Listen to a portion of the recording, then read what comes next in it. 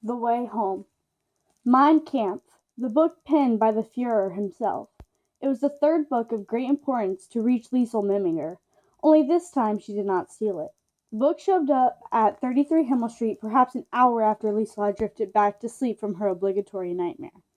Some would say it was a miracle that she ever owned that book at all. Its journey began on the way home the night of the fire. They were nearly halfway back to Himmel Street when Liesel could no longer take it. She bent over and removed the smoking book, allowing it to hop sheepishly from hand to hand. When it had cooled sufficiently, they both watched it a moment, waiting for the words.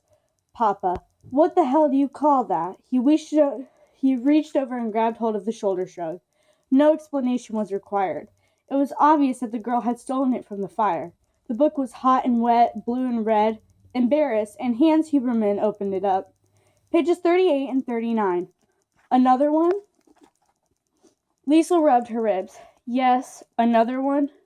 "Looks like," Papa suggested, "I don't need to trade any more cigarettes, do I? Not when you're stealing these things as fast as I can buy them."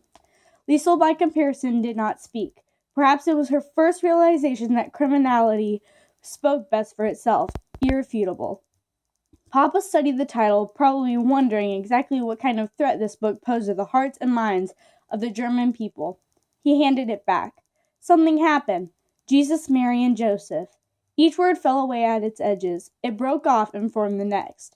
The criminal could no longer resist. "What, Papa? What is it?" Of course. Like most humans in the grip of revelation, Hans Huberman stood with a certain numbness. The next words would either be shouted or would not make it past his teeth. Also, they would most likely be a repetition of the last thing he'd said, only moments earlier. Of course. This time his voice was like a fist, freshly banged on the table.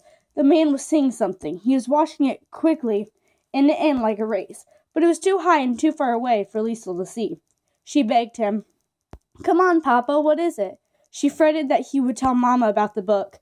As humans do, this was all about her. "Are you going to tell?" "Sorry?" "You know, are you going to tell Mama?"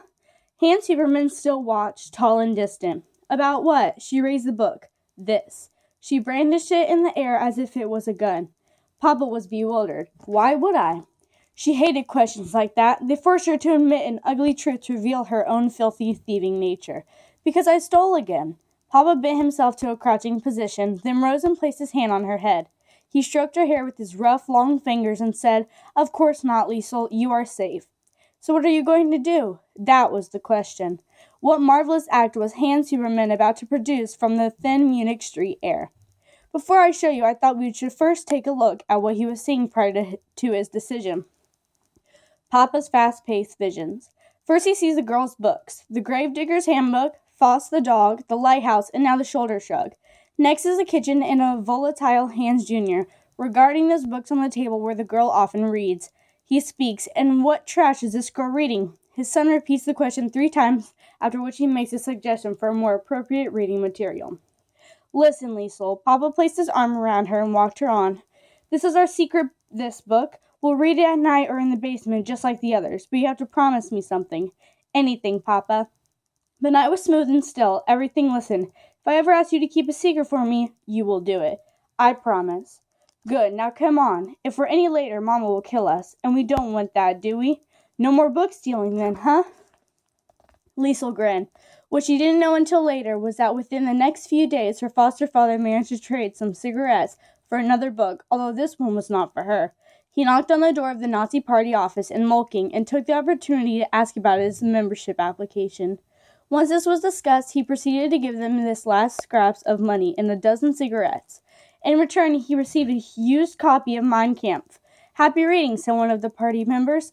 "Thank you," Hans nodded. From the street, he could still hear the men inside. One of the voices was particularly clear. "He will never be approved," it said, "even if he buys 100 copies of Mein Kampf." This statement was unanimously agreed upon. Hans held the book in his right hand, thinking about postage money, a cigarette-less existence, and the foster daughter who had given him this brilliant idea. "Thank you," he repeated, to which a passer-by inquired as to what he'd said. With typical affability, Hans replied, "Nothing, my good man, nothing at all. Hail Hitler." And he walked down Munich Street, holding the pages of the Führer. There must have been a good share of mixed feelings at that moment, for Hans Huberman's idea had not only sprung from Liesel, but from his son. Did he already fear that he'd never see him again? On the other hand, he also enjoying the ecstasy of an idea, not daring just yet to envision its complications, dangers, and vicious absurdities. For now the idea was enough. It was indestructible. Transforming it into reality, well, that was something else together. For now, though, let's let him enjoy it. We'll give him 7 months. Then we come for him, and oh, how we come.